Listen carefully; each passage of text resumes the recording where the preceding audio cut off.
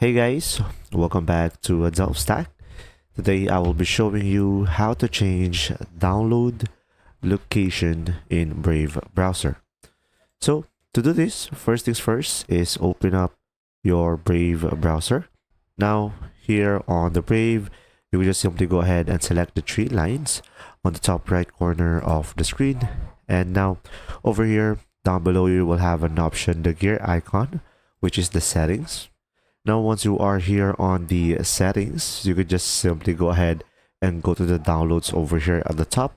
Or if you don't have this tab, you will have the left side bar as well over here, downloads.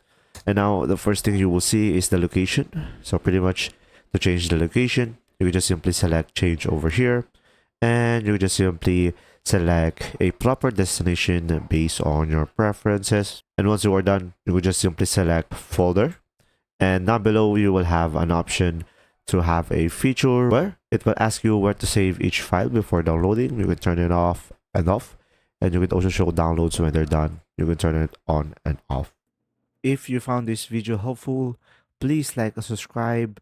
And if you have any questions, just simply go ahead and comment down below. And we will do our best to answer them all. And see you in the next video.